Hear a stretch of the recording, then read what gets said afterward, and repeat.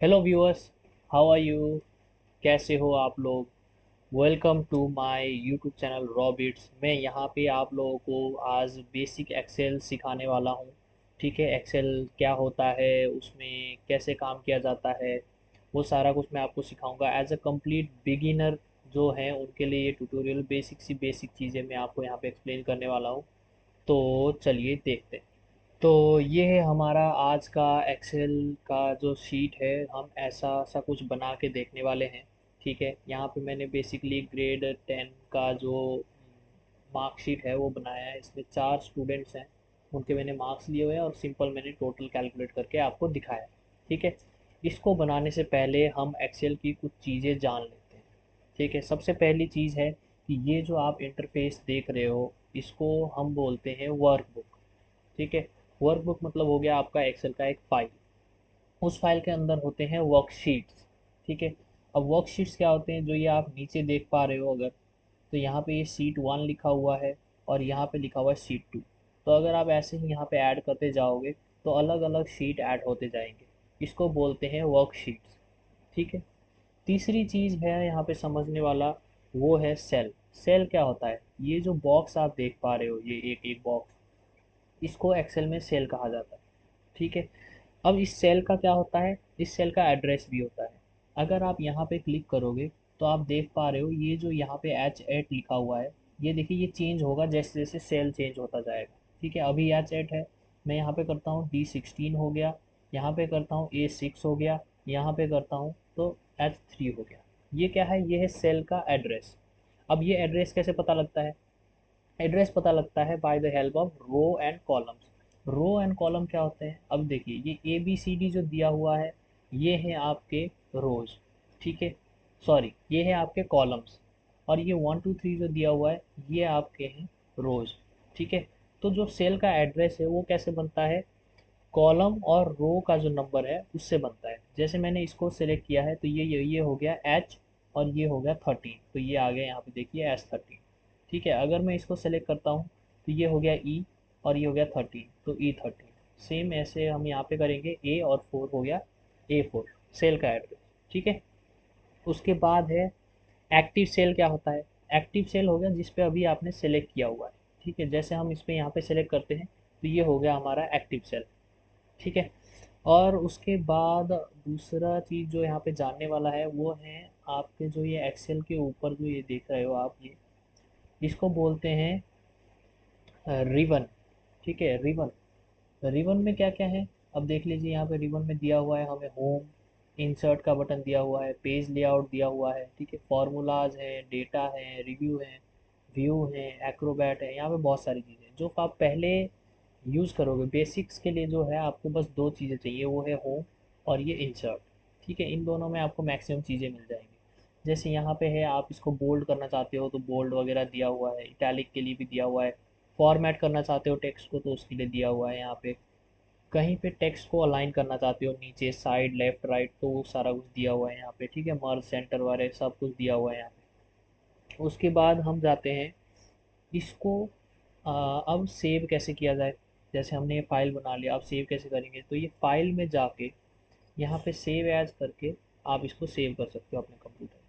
अगर तो आपने एक बार फाइल को सेव कर लिया है तो सिंपली आप क्या करना है, यहाँ पे Ctrl+S दबा के भी इसको सेव कर सकते हैं। ठीक है, ये हो गया है हमारा सारा बेसिक चीज़ें जो एक्सेल के लिए आपको जानना ज़रूरी था। ठीक है, सेल क्या होता है, रो कॉलम क्या होता है, रिबन क्या होते हैं, ठीक है, कहाँ पे क्या क्या चीज़ें हैं, क्योंकि मैं अगर आगे कुछ बताऊंगा आपको तो आपको पता होना चाहिए कि इसे यहाँ पे जाके ढूंढा जाता है। ठीक है, अब हम क्या करते हैं, एक नया शीट पे जाते हैं।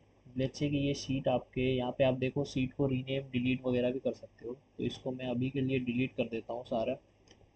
ठीक है, अब नया सीट हम ऐड कैसे करेंगे? ये नीचे प्लस का साइन दिया हुआ है, प्लस के साइन पे हम क्लिक करेंगे, ये हमारा न्यू शीट आ गया। आप इसको रीनेम भी कर सकते हो, माई शीट लिख देता हूँ मैं। ठीक है, माई शीट लिख दिया। अब यहाँ पे हम जाते हैं। अब ये जो सेल है, इसमें आप नंबर भी इनपुट कर सकते हो और टेक्स्ट भी इनपुट कर सकते हो। ठीक है, हम क्या करते हैं, यहाँ पे अपना नाम लिख देते हैं श्याम, इसका नंबर है 86। ठीक है, फिर हमने क्या ले लिया, यहाँ पे ले लिया राहुल, उसका नंबर है 95। फिर ले लिया अमित, उसका नंबर है 86। ठीक है, 286 हो गया।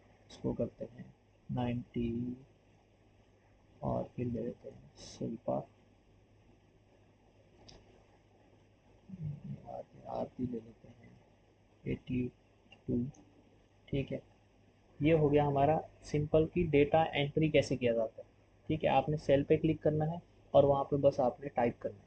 ठीक है, वर्ड और दो मतलब टेक्स्ट और नंबर दोनों ही इनपुट हो जाएंगे। ठीक है, उसके बाद है कि अगर आपको ये जो, अब देखो यहाँ पे मैंने जो डेटा बनाया था वो बड़ा दिख रहा था, यहाँ पे ये छोटे छोटे दिख रहे हैं। ठीक है, तो इसको दो तरीके से आप रिसाइज कर सकते हो। एक तो अपना जो सीट है, ये जो पूरा सीट है, जो सेल है, इन सबको ही जूम कर दो। ठीक है, ऐसे जूम कर दो तो ये जूम हो जाएगा। इससे भी एक हो गया ये। दूसरा है, अगर आप इसको छोटा ही रखना चाहते हो तो क्या कर सकते हो, आप इसको भी रिसाइज कर सकते हो। ठीक है, वो कैसे होगा, यहाँ पे इसको चाहे हम ऐसे रिसाइज कर लें। ठीक है, इंटायर ये रो को ही रिसाइज कर दिया इसने, देखो। ठीक है, ऐसे, या फिर आप इसको कॉलम वाइज भी रिसाइज कर सकते हो। ठीक है, हमने चाहे कॉलम बढ़ा दिया और एक कॉलम बड़ा कर दिया, ऐसे करके ये भी कर सकते हो। लेकिन क्या होता है ना, जैसे कभी कभार हमें मतलब क्या होता है, एक बस एक चीज़ के लिए ही हमें बड़ा सेल चाहिए होता है।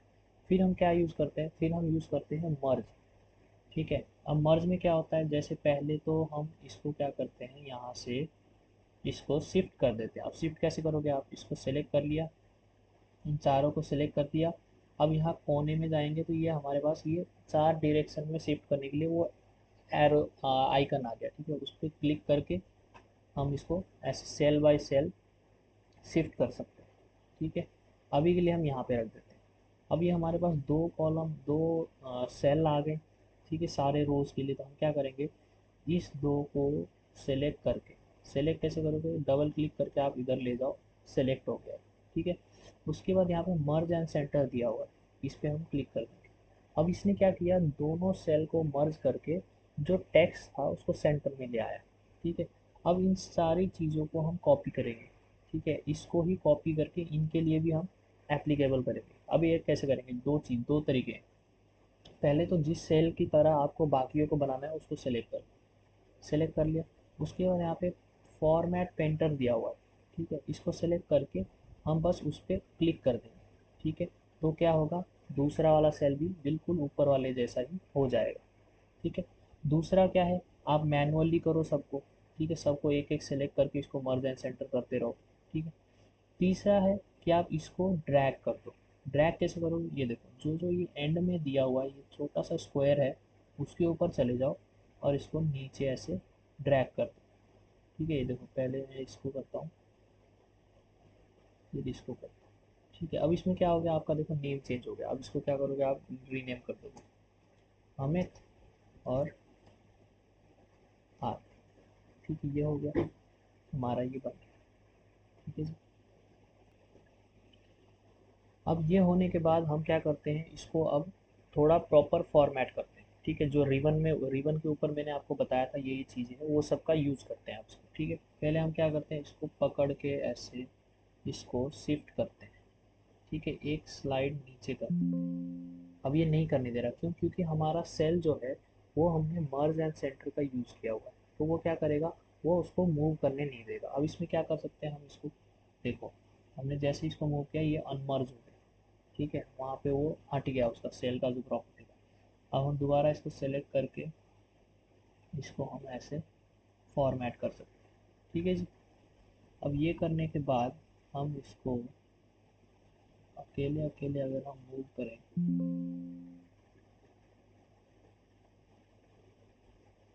तो ये होने नहीं दे रहा। इसको हम क्या कर सकते हैं अब, और नीचे ले आके इसको ओके करते हैं। फिर हम इसको दोबारा से फॉर्मेट पेंटर करके इसको सही कर देते हैं। ठीक है, उसके बाद ये मार्क्स को भी हम एक स्टेप नीचे ले आते हैं। ठीक है, नीचे ले आया। आई होप आप लोगों को ये समझ आ गया यहाँ तक। फिर यहाँ पे लिखते हैं हम क्लास 10 मार्कशीट। ठीक है, ये लिख दिया। अब ये देखिए ये ओवरफ्लो हो रहा है, सेल से बाहर तक जा रहा है। हम क्या कर सकते हैं, इसको या तो हम रैप टेक्स्ट कर देते हैं। ठीक है, रैप टेक्स्ट क्या करेगा, वो सेल के अंदर ही सबको लाने जितना जगह खुद ही बना देगा। ठीक है, लेकिन हमें ये नहीं करना क्योंकि ये अच्छा नहीं दिख रहा। फिर हम इसको हटा देते हैं। इसको हम क्या करते हैं, ऐसे करके यहाँ तक सेल लेके इसको हम कर देते हैं मर्ज एंड सेंटर। ठीक है, ये मर्ज एंड सेंटर हो गया। मर्ज एंड सेंटर करने के बाद हम क्या करते हैं, ये वाला जो लाइन है इसको भी हम कर देते हैं ऐसे, select merge and centre. Merge and centre करने के बाद यहाँ पे हम लिख देते हैं स्टूडेंट नेम। ठीक है, और इस पे लिखते हैं मार्क्स। ठीक है जी, एंटर। ये कर दिया। अब इसको हम कर देते हैं कलर, ऐसे कलर डाल देते हैं यहाँ पे जाके, और इसमें जाके हम टेक्स्ट का कलर डाल देते हैं, इसको कर देते हैं वाइट। ठीक है, ऐसे ही हम स्टूडेंट नेम और मार्क्स के लिए हम क्या कर देते हैं, इसको कलर कर देते हैं ब्लू कलर का। ठीक है जी, ये हो गया। अब इस पर हम क्या करते हैं, बॉर्डर भी डाल देते हैं, थोड़ा सा अच्छा लगेगा। ठीक है, तो यहाँ पे जाके आप क्या कर सकते हो, ऑल बॉर्डर्स को सेलेक्ट करके बॉर्डर कर सकते हो। ठीक है, ये बॉर्डर भी बन गया।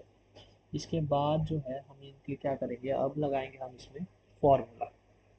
ठीक है, फार्मूला कौन सा लगाएंगे हम, पहले तो लगाएंगे हम सम का फार्मूला। ठीक है, अब सम करने से पहले हम ये देख लेते हैं कि एक्सेल में हम दो नंबर्स को जोड़ते कैसे। ठीक है, पहले हमने यहाँ ले लिया 100 रुपये और यहाँ पे ले लिया हमने 18 रुपये। ठीक है, इंडिया का जीएसटी। फिर हम यहाँ पे क्या करते हैं, इक्वल टू। अब ये सेल का पता करना पड़ेगा हमें, ये सेल कौन सा है। तो हम क्या करेंगे, जी है, जी के बाद है 5, तो हम यहाँ क्या करेंगे, G5। ठीक है, फिर हम करेंगे प्लस।